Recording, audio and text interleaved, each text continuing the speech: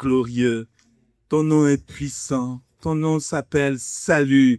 Merci, merci, merci pour ta présence ce matin. Merci pour la vie que tu es venu nous donner. Seigneur, nous te sommes reconnaissants, ô notre Dieu, pour le prix payé. Que toute la gloire te revienne encore ce matin.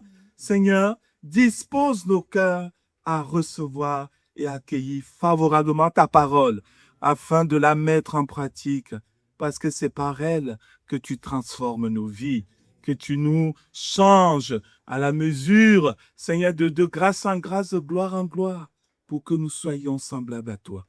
Béni sois-tu, notre Dieu, au nom de Jésus. Amen. Amen. Lisons la parole de Dieu dans Matthieu au chapitre 16. C'est un texte que nous connaissons, mais les textes de la parole de Dieu que nous connaissons sont toujours nouveaux. Alléluia. Amen. C'est une parole qui est inépuisable. Elle est inépuisable. Lisons à partir du verset 15. Matthieu chapitre 16, verset 15. Salut Jésus se retire avec ses disciples dans le territoire de Césarée de Philippe. Et là, il va leur poser cette question. Que disent les gens de moi? Les gens disent quoi de moi? Qui suis-je d'après l'opinion publique, on va dire? Et ensuite, le Seigneur va leur demander, et vous, qui dites-vous que je suis? À partir du verset 15, et vous, leur dit-il, qui dites-vous que je suis? Simon-Pierre répondit, tu es le Christ, le Fils du Dieu vivant. Jésus reprenant la parole lui dit, tu es heureux Simon, fils de Jonas, car ce ne sont pas la chair et le sang qui t'ont révélé cela. Autrement dit, ça ne vient pas d'une déduction humaine, des raisonnements humains, mais c'est mon Père qui est dans les cieux qui te l'a révélé.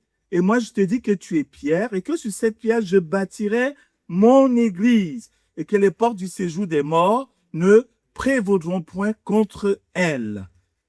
Je te donnerai les clés du royaume des cieux. Ce que tu lieras sur la terre sera comment? Lié dans les Sera lié dans les cieux. Et ce que tu dédieras sur la terre sera dédié dans les cieux. Alors, il recommanda aux disciples de ne dire à personne qu'il était le Christ.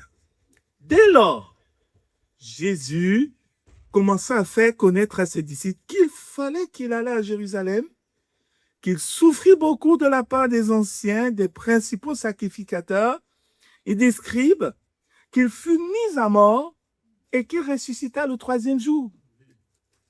Pierre, l'ayant pris à part, se mit à le reprendre et dit, à Dieu ne plaise, Seigneur, cela ne t'arrivera pas. Mais Jésus se retournant dit à Pierre, arrière de moi Satan, tu mets en scandale, car tes pensées ne sont pas les pensées de Dieu, mais celles des hommes. Amen. Amen. Il y a comme ça, dans nos vies, mais aussi dans la parole de Dieu, des moments qui ressemblent à des victoires. Simon-Pierre vient de faire la plus belle confession qu'un homme n'ait jamais faite au sujet de Jésus. Il vient de déclarer, suite à la question que Jésus a posée à ses disciples, « Qui suis-je » Simon-Pierre a dit, « Tu es le Christ, le Fils du Dieu vivant. » Et cette réponse va avoir un écho fort dans le cœur de Jésus, qui va répondre à Simon avec chaleur, qui va bénir l'apôtre Pierre et qui va même faire une promesse, d'abord celle de la construction de l'Église. C'est pourquoi il est venu, mais aussi une promesse par rapport à cet homme, Pierre, qui a reçu cette révélation de Dieu le Père lui-même. Tout semble donc parfait. Tout est bon. Tous les feux sont verts. L'aventure avec Jésus va continuer. Et pourtant, quelques versets plus loin, le même Pierre se retrouve auprès de Jésus en train d'être appelé Satan. Non pas par d'autres disciples, parce que de temps en temps, il y avait des disputes entre eux pour savoir qui était le plus grand. Ça se chamaillait pour avoir la meilleure position auprès de Jésus. Mais il est appelé Satan par Jésus lui-même. Comment Pierre a-t-il pu passer, je dirais, si vite du sommet de la révélation à un rejet profond et radical par le Seigneur Jésus lui-même? Je réfléchissais sur cette question hier. Qu'est-ce qui se passe entre le Pierre qui reconnaît Jésus comme le Fils de Dieu et puis ce Pierre-là qui va prendre Jésus à l'écart pour lui dire non, surtout pas la croix, et qui va se faire reprendre par le Seigneur d'une manière radicale et même violente. Arrière de moi, Satan. Il me semble que si m'arrivait, toute proportion gardée, de dire de cela à l'un parmi nous ici qui viendrait me voir avec une proposition donnée, je crois qu'il peut-être il fermerait la porte et quitterait l'église en disant ce pasteur insulte les hommes. Il est méchant. Et pourtant, il y a là quelque chose que Dieu veut nous faire comprendre. Pierre va confesser et accepter, en tout cas en ce moment-là de sa vie, il confesse et il accepte Jésus-Christ, le Fils de Dieu. Mais Pierre, en ce moment-là de sa vie, ne confesse pas et n'accepte pas Jésus-Christ crucifié à la croix. Alléluia. Et la question qui m'était posée en préparant ce message et que je te pose, je nous pose de la part du Seigneur, et qui est le titre de ce message ce matin, c'est celle de savoir qui aimes-tu vraiment? Est-ce que tu aimes Jésus-Christ, le Fils de Dieu? Ou bien est-ce que tu aimes plutôt Jésus-Christ crucifié à la croix? Qui aimons-nous vraiment? La réponse à cette question va mettre en lumière différentes, je dirais, sortes de spiritualité. Différentes sortes de spiritualité. Nous avons, dans un premier temps, à travers la révélation que Pierre va recevoir de Jésus, on y voit d'abord l'expression d'une spiritualité sans la croix. Un Jésus qu'on aime, mais sans la croix. Une spiritualité dans laquelle nous cherchons à adorer un Jésus qui est à notre mesure. Un Jésus qui correspond à ce qu'on veut ou à ce qu'on pense de lui. Lorsque le Seigneur va dire à ses disciples, après cette révélation de Pierre, Jésus va leur dire, voilà, je vais devoir aller à Jérusalem. Je vais y être arrêté. Je vais y être condamné. par les pharisiens, les scribes, la classe religieuse de la ville, les païens. Pierre prend Jésus à l'écart pour lui dire, Seigneur, Jésus, non, nous on t'aime comme tu es là, comme ça. Tu es le Fils de Dieu. Jésus, tu es bon. Tu es victorieux. Tu nous bénis, tu nous fais du bien. On t'aime comme ça. Mais sans la croix, tu vas faire quoi là-bas?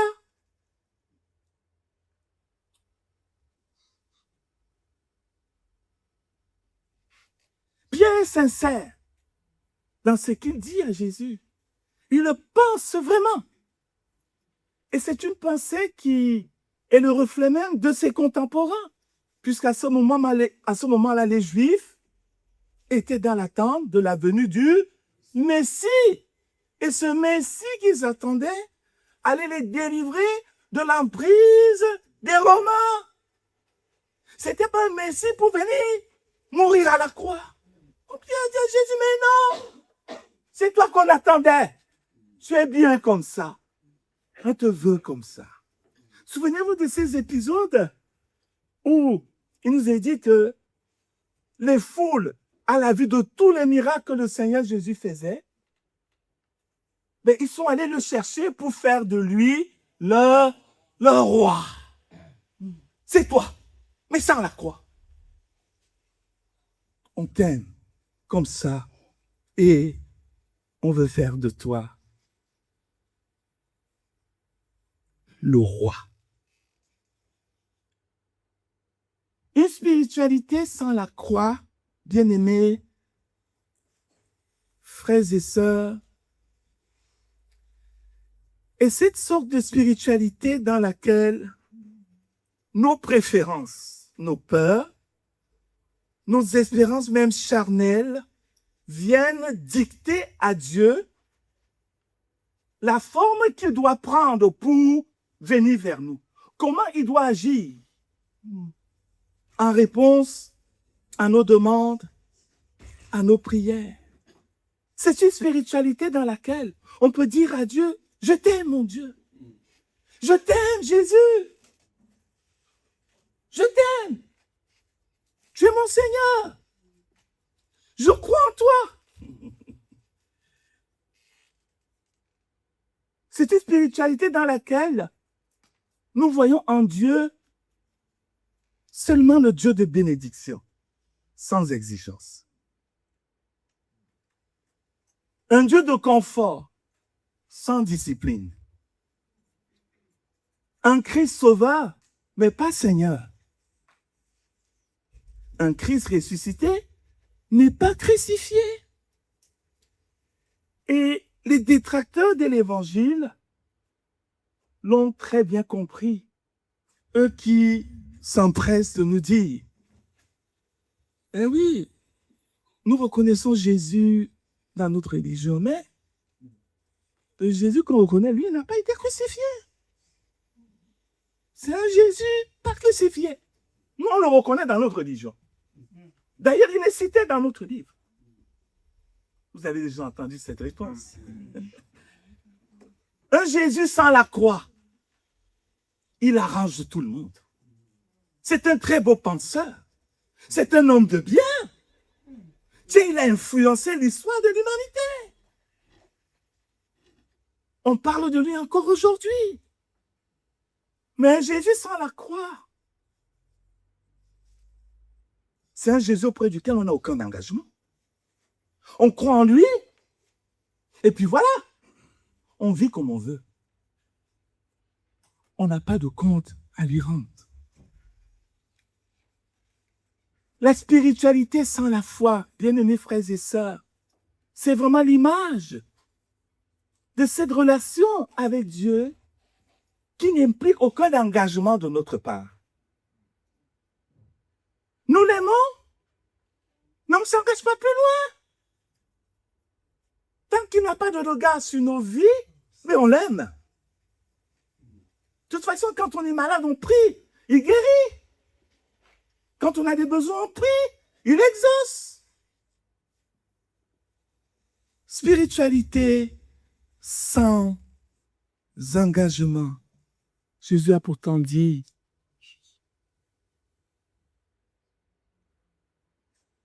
que celui qui est son disciple doit être là où le maître se trouve. La sévérité avec laquelle Jésus va répondre à Pierre, ça doit nous interpeller. Jésus ne dit pas à Pierre, non Pierre, attends, tu vois, tu as une pensée mauvaise, mais non, c'est pas ça. Il aurait pu parler ainsi, un peu essayer d'adoucir un peu ses propos. Mais Pierre, oui, tu sais pas que je dois mourir à la croix d'apôtre, mais non. Mais Jésus lui dit, arrière de moi, Satan. Le Seigneur Jésus discerne tout de suite dans la réaction de Pierre quelle en est l'origine, quelle en est la source. C'est une réaction qui est inspirée par Satan.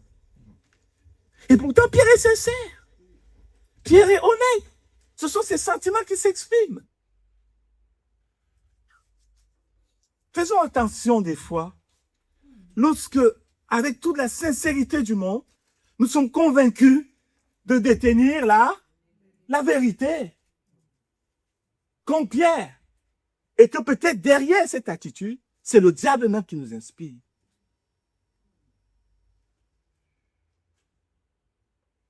La réponse de Jésus est là pour nous mettre en garde contre cette spiritualité, je dirais, sans la croix, qui est une spiritualité de confort. On veut d'un sauveur, mais on ne veut pas de l'engagement que nécessite sa suivance. On ne veut pas du renoncement qu'implique de l'accepter. Dans le monde spirituel, il n'y a pas d'allégeance sans obéissance. Alléluia. Amen. Il n'y a pas d'allégeance sans obéissance. Tu ne peux pas dire j'aime Jésus et tu restes dans le monde du compromis. Dans le monde spirituel, ça ne passe pas.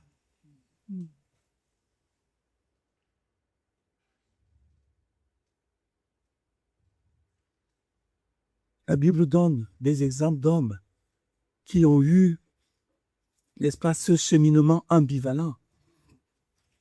Je pense à cet homme Géasi, qui était le serviteur du prophète Élisée.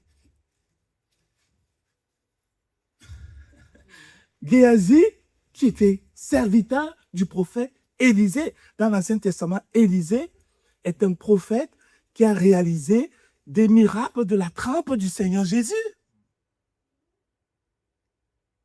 Mais Géasi était un homme cupide. Tout proche d'Élisée qu'il était, il était cupide. Et lorsque le prophète Élisée va délivrer le général signé Naaman de la lèpre, Naaman était venu auprès d'Élisée avec beaucoup de biens, de l'or, de grandes richesses. Mais Élisée avait dit, je n'ai pas besoin de tes richesses. Amen. Amen. C'est encore une leçon pour nous. Quand nous prions au nom de Jésus, qu'il y a des guérisons, il y a des bénédictions dans la vie des gens, prenons garde de monnayer la grâce de Dieu. Amen. Amen. Prenons garde. Beaucoup monnaient cette grâce dans le milieu chrétien. Beaucoup monnaient. Beaucoup. Beaucoup s'enrichissent là-dedans. Mais c'est la pauvreté. Élisée va refuser. Mais Géasi va dire, mais Élisée, toi là, t'as pas la tête? Quoi? Tu vois comment les pauvres là ici? Tu refuses l'argent qu'il t'a donné? Bon, ok. Et Géasi part derrière. Quand Naaman va partir, Géasi va prendre les raccourcis. Vous savez, les gens bizarres, ils ont toujours des chemins. Là. Il arrive. Il dit, non. Géasi a changé, Élisée a changé d'avis. Non. Naaman a donné. Il faut se méfier des hommes de Dieu. Quand Géasi revient auprès d'Élisée, Élisée lui dit, tu étais où? J'ai seulement reposé un peu. Et il dit, quoi? Mon esprit était-il absent lorsque tu étais auprès de Naaman pour aller retirer les biens? Sache donc que la lettre qui était sur Naaman va s'attacher à toi. La spiritualité sans la croix, une spiritualité du compromis, apporte la lèpre spirituelle dans les vies. La souillure dans les vies. Pas de changement. Pas de transformation. Je vais continuer. Alléluia. Amen. Amen. Pierre veut de Jésus, mais sans la croix. Dans la Bible, on a l'exemple d'un autre personnage qu'on trouve dans le livre des Actes. Lui, il s'appelle Simon le magicien. Simon le magicien, nous trouvons son histoire dans le livre des Actes des Apôtres au chapitre 8, les versets 12 à 23. C'est un magicien qui faisait beaucoup d'actes de magie dans une ville de Samarie et qui, par ces actes-là, impressionnait les gens. Il manipulait les gens, il était là-dedans et il avait du prestige, il avait de l'aura. Il était adulé par les foules. Simon le magicien faisait du buzz. N'est-ce pas? Et dans cette ville arrive un diacre de Jérusalem nommé Philippe. Sauf que Philippe, c'est un homme de foi, un homme de l'esprit. Et Philippe, arrivant dans cette ville parce qu'il fuyait la persécution qu'il y avait à Jérusalem, suite à la mort d'Étienne, et bien Philippe arrive dans cette ville de Samarie, qu'est-ce qu'il fait? Il annonce le message de l'évangile de Jésus. Il annonce que Jésus est mort à la croix pour nos péchés. Il prêche. Et les foules croient en ce message. Et Philippe prie pour les malades et les malades sont guéris au nom de Jésus. Alléluia. Amen. Et là, Simon le magicien dit, waouh, lui là, il me dépasse. C'est vraiment extrait ce qu'il fait. La Bible nous dit que, suite à cela, qu'est-ce que Simon va faire? Il va croire. Il va croire aussi en Jésus. Comme les autres Samaritains. Et même Simon le magicien va se faire baptiser d'eau.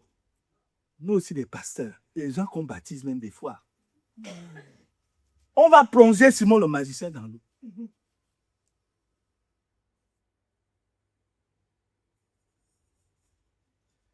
Nous sommes à la deuxième sorte de spiritualité. On a vu la première sorte, le premier type de spiritualité, c'est la spiritualité sans la croix, ou spiritualité de confort. On consomme Jésus, mais on ne rentre pas sur le chemin de l'obéissance. Ici, on passe à un autre type de spiritualité. La Bible nous dit quoi? La Bible nous dit que, verset 12 à 8, mais quand ils eurent cru à Philippe, qui leur annonçait la bonne nouvelle du royaume de Dieu et du nom de Jésus-Christ, hommes et femmes se firent baptiser. Simon lui-même crut. Et après avoir été baptisé, il ne quittait plus Philippe. Et il voyait avec étonnement les miracles et les grands prodiges qui s'opéraient. Simon est devenu l'ami de Philippe. Mais quelle est la motivation qui anime Simon? Pardon? Continuons. Verset 14. Les apôtres qui étaient à Jérusalem, ayant appris que la Samarie avait reçu la parole de Dieu, ils envoyaient une délégation, Pierre et Jean. Ceux-ci arrivaient chez les Samaritains, prièrent pour eux, et ils reçurent le baptême du Saint-Esprit, car ils n'étaient pas encore descendus sur aucun d'eux. Ils vont ensuite se mettre à prier en langue, comme cela s'était passé à Jérusalem. Ils avaient seulement été baptisés au nom du Seigneur Jésus. Alors Pierre et Jean leur imposèrent les mains et ils reçurent le Saint-Esprit. Lorsque Simon vit que le Saint-Esprit était donné par l'imposition des mains des apôtres, il leur offrit de l'argent. En disant, accordez-moi aussi ce pouvoir, afin que celui à qui j'imposerai les mains reçoive le Saint-Esprit. Mais Pierre lui dit, que ton argent périsse avec toi, puisque tu as cru que le don de Dieu s'acquérait à prix d'argent. Il n'y a pour toi ni part ni lot dans cette affaire, car ton cœur n'est pas droit devant Dieu. Répands-toi donc de ta méchanceté et prie le Seigneur pour que la pensée de ton cœur te soit pardonnée, s'il est possible. Là, je vois que tu es dans un fiel amer et dans les liens de l'iniquité. Simon, le magicien, s'est converti en apparence. Il a donné sa vie à Jésus en apparence. Il s'est fait baptiser d'eau en apparence. Il est devenu l'ami de Philippe. Il y a beaucoup qui sont les amis des hommes de Dieu, mais ne sont pas toujours des vrais amis. L'histoire nous révèle ce qu'il y avait véritablement dans le cœur de Simon le magicien. Il propose de l'argent pour acheter la puissance qu'ils avaient. Parce qu'il s'est dit quoi? Si j'ai la même puissance, je vais continuer à pratiquer, mais ce que je faisais avant, j'avais du prestige avant. J'étais adulé. Les gens étaient autour de moi. Donc, on a ici quelqu'un qui recherche en fait une spiritualité de prestige. Une spiritualité de puissance pour qu'il soit vu, pour qu'il ait encore de l'impact sur les foules. Il a besoin de ce Saint-Esprit, n'est-ce pas, que Philippe manifeste en priant pour les malades. Donnez-moi aussi ce pouvoir. Nous pouvons dire très vite, oh, Simon le magicien, non, je ne lui ressemble pas. Mais posons-nous la question de savoir, qu'est-ce qui me motive vraiment dans la maison de Dieu? Qu'est-ce que je cherche? On peut chercher le prestige dans l'Église, hein? On peut chercher le prestige dans les milieux chrétiens. Étienne, le premier martyr, c'est pas le prestige. Il est mort à cause de sa foi. Aujourd'hui, dans différents pays dans le monde, on lisait encore dans la semaine, trois chrétiennes en Iran qui ont été surprises avec des Bibles et ont été emprisonnés par les autorités. Pour eux, la foi est une question de vie ou de mort. Et non pas une question de prestige. Une question de vois-moi. Une question de puissance. Des fois même, on demande, Seigneur, on veut la puissance. Mais pour quoi faire? Et pour qui? Pour Jésus ou pour nous? Simon le magicien voulait la puissance, mais pour lui. On est là dans une spiritualité de prestige. Et elle existe dans les milieux chrétiens. Elle existe. Elle est très bien cachée. De temps en temps, il y a un scandale qui apparaît et l'état réel des cœurs se manifeste. C'est une occasion qui est donnée à ces personnes de se repentir. Et ici, c'est l'occasion qui a été donnée à Simon le magicien. Répands-toi donc. Mais Simon, vous savez la réponse qu'il va faire à l'apôtre Pierre? Il va leur dire non. Vous-même priez pour moi.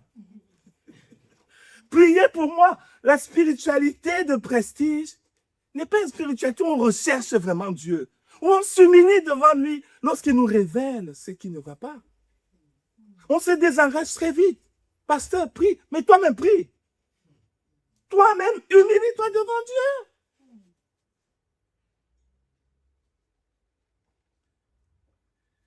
troisième type de spiritualité, je suis obligé d'avancer, vous la reconnaîtrez. C'est laquelle? Le troisième type, c'est donc la véritable spiritualité. Amen. C'est cette spiritualité dans laquelle nous aimons Jésus tel qu'il est. L'agneau de Dieu qui a été préparé avant la fondation du monde. Jésus que nous aimons, c'est Jésus-Christ crucifié à la croix pour nos péchés. Amen. Alléluia. Amen. Le Jésus sans la croix, c'est pas le Jésus de la Bible. Non. Jésus crucifié à la croix. La crucifixion à la croix nous engage. Ça nous engage. Ça nous entraîne nous-mêmes sur le chemin de la mort à nous-mêmes. Le chemin du renoncement à nous-mêmes. Alléluia. Dis à ton voisin, si tu aimes Jésus, tu dois renoncer à toi-même. Frères et sœurs, beaucoup d'immaturité parmi nous. Je suis avec vous. Beaucoup d'immaturité vient du fait que nous n'acceptons pas de mourir à nous-mêmes. Nous aimons Jésus, mais tant que nous gardons nos droits et nos façons de faire. Spiritualité sans la croix.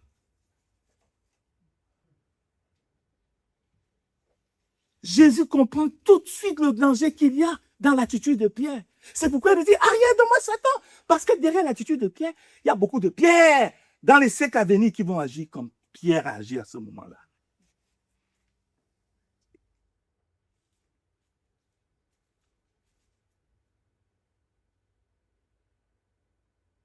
Jésus. Vous savez, la mort de Jésus à la croix, ce n'est pas un accident dans l'histoire de l'humanité. C'était prévu. De toute éternité, il est l'agneau de Dieu qui enlève le péché du monde.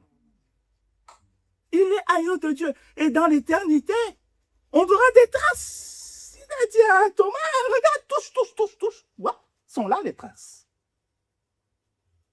C'est pas du tatouage. C'est la croix. C'est là. Regarde.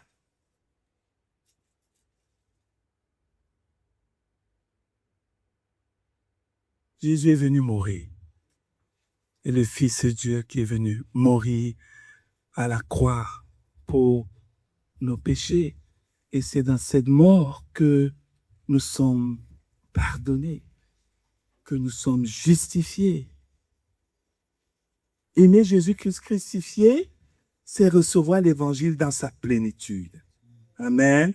C'est dire non seulement Jésus, tu es le Christ, le Fils du Dieu vivant, mais aussi Jésus, au travers de ta mort à la croix, j'ai le salut. Amen. Ta mort est ma vie. C'est par sa mort à la croix et sa résurrection de mort que nous avons été rendus à la vie. Alléluia. Et cette spiritualité est celle qui est véritablement centrée sur Christ et qui nous entraîne sur le chemin de l'obéissance. Ça implique un engagement de notre part. Ça nous engage. Ça nous engage à persévérer dans la foi. Ça nous engage à persévérer dans les réunions de l'Église. Beaucoup pensent et à tort ils disent, moi j'aime Dieu, j'aime Jésus, mais je suis chez moi. Je fais ce que je veux chez moi. Mensonge. Mensonge. Si tu aimes le Seigneur Jésus, tu le suis. Amen. Amen. Le monde spirituel, faisons attention. Nous, dans le monde, on est beaucoup dans les sentiments. Je partageais mon témoignage à ma famille de ce que j'ai vécu. Et une de mes sœurs me dit, bon, il n'a pas de sentiments. Je lui ai dit, non, c'est pas qu'il n'a pas de sentiments. Mais il est la vérité. Il est la vérité. Il nous juge en vérité. Nous, on a tendance à juger par rapport aux sentiments. Mais Dieu, il est le Dieu de vérité. Amen. Il est vrai. il est vrai. Nous savons tous que nos sentiments, des fois, ils mentent, non? Des fois, ils ne sont pas vrais. Des fois, on a des sentiments, on fait semblant. Mais le Dieu de gloire à qui nous avons affaire, sa parole est la vérité. Alléluia. Il est Dieu de toute éternité. Alors, bien-aimés frères et sœurs, je vais m'arrêter là ce matin avec, bien sûr, cette question que tout le Seigneur nous pose, qui moi, ça m'a bousculé également, de me rendre compte quelque part, Seigneur, c'est vrai, je t'aime, Jésus, je te suis, ça fait plus de 30 ans, mais c'est quoi vraiment ma spiritualité? C'est quoi vraiment? C'est Jésus crucifié ou Jésus confort?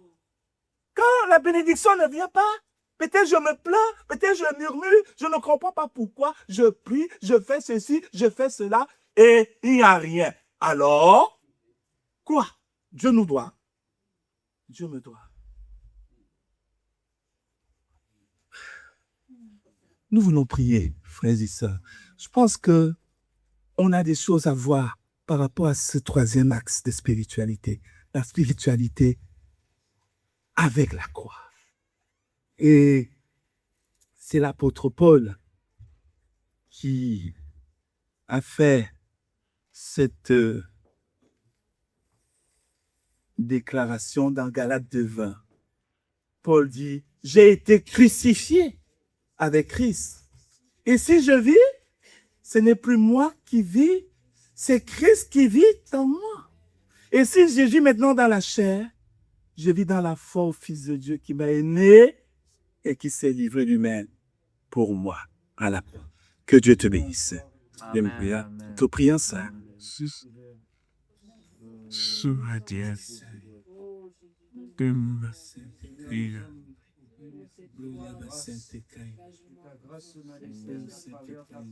Qui nous passe, déjà ils ont resté sur le chemin. Quoi? Il y avait de moi, mon vieux moi, à rester sur ce chemin. Oui, Seigneur, va toujours voir. Et si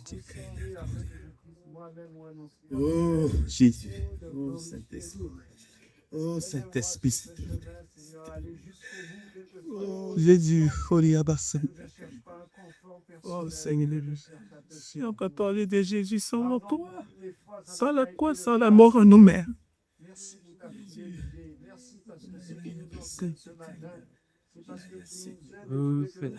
Progresse. Alléluia. Alléluia. Juste délice ce matin. Merci pour ce message. Amen. Oh Seigneur Jésus. Alléluia. Seigneur, de reconnaître que c'est cher, Seigneur, pour ce CD, j'ai pris qu'elles sont posées avec toi, Seigneur, et que, oh mon Dieu, dans ma foi, dans ma vie, Seigneur, j'accepte tes débats pour nous, Père.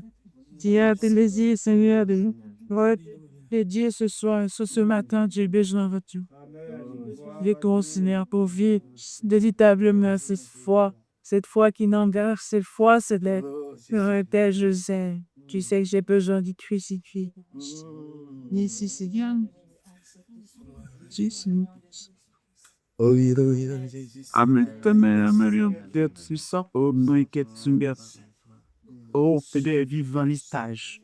Merci, Seigneur, pour la façon de qui nous a arrêté la paix. Comment te servir? Comment je suis, Seigneur, avec la croix, alléluia, sans la croix. Alléluia. Ça veut dire que prendre Jésus avec tout ce qui a avant le reçu, les mots, les soucis, les douleurs, tout. Demandons, Seigneur, que nous étions à nous préparer notre cœur, la parfaite volonté de te suivre dans les beaux et dans les mauvais jours.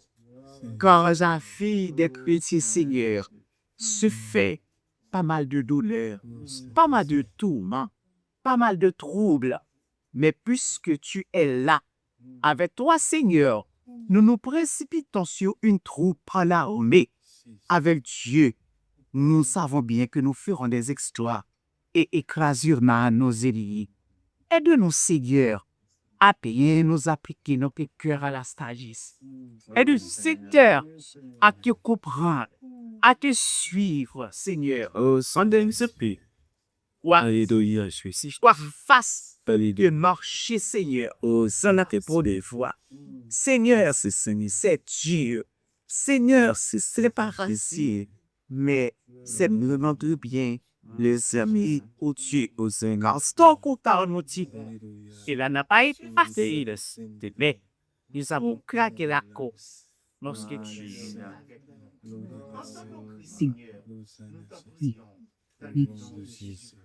Yan, Amen. Oui. Thank você. Você na da silqueira da bebê. Chupinha. Aleluia. Bechá. O sangue de beso. Aleluia. Aleluia. Esse aleluia. Candadara da sangue. Tende de beça. Il faut raisonnement cette nuit un saint de passer. Grand Seigneur Dieu de tout. Alléluia. Saint de Dieu. Visage. Alléluia. Malais. Voyez. Alléluia. Afrique de nous. Avec nous. Au mieux. Malouben. Seigneur Dieu. Que Seigneur Dieu il nous a laissé. Ce modèle. T'es pas c'est quoi le modèle parfait. Il est un exemple parfait. Oh Seigneur, tu remercie. Je te remercie encore ce matin, mon Dieu. De m'avoir réveillé. Ma foi sur ma tête, mon Dieu. Dans ce Seigneur, nous ne voulons pas être un Seigneur de surface au nom du Saint-Esprit. Mais vraiment, comme on avait dit, suivre Jésus crucifié. Nous disons bien ça, des dos, des Alléluia. Amen, Seigneur. Oui, Seigneur, merci, Éternel, pour ce message, Seigneur, merci, parce qu'elle révèle, Seigneur, les sentiments de nos cœurs, Seigneur, révèle nos dispositions, Seigneur, envers toi, Éternel. Oh, Seigneur, nous ne voulons pas être de ceux dits de loups par la bouche, Seigneur, Éternel, et qui sont éloignés de toi dans les actions, Seigneur, Éternel. Oh, Seigneur, pardonne nos cœurs. Pardonne, Seigneur éternel. Merci, Seigneur, parce que tu nous rappelles que, Seigneur, tu es aussi, Seigneur, l'engagement, Seigneur. Tu attends aussi un engagement de notre part, Seigneur éternel. Tu attends de l'obéissance, de la discipline. Tu attends de l'action, Seigneur éternel. Tu n'attends pas que nous soyons juste passifs. Mais Seigneur, tu attends, Seigneur, que nous soyons actifs aussi dans nos engagements.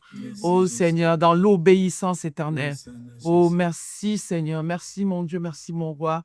Pardonne Seigneur, nous ne voulons pas Seigneur que ce jour-là, tu dis Seigneur que nous n'avons plus été sur le chemin, mais nous venons demeurer Seigneur sur ce chemin étroit que tu nous enseignes. Nous bénissons ton nom éternel. Merci Seigneur parce que tu nous reprends avec amour et avec vérité Seigneur éternel. Oh, gloire à toi. Merci Seigneur, au nom de Jésus. Alléluia.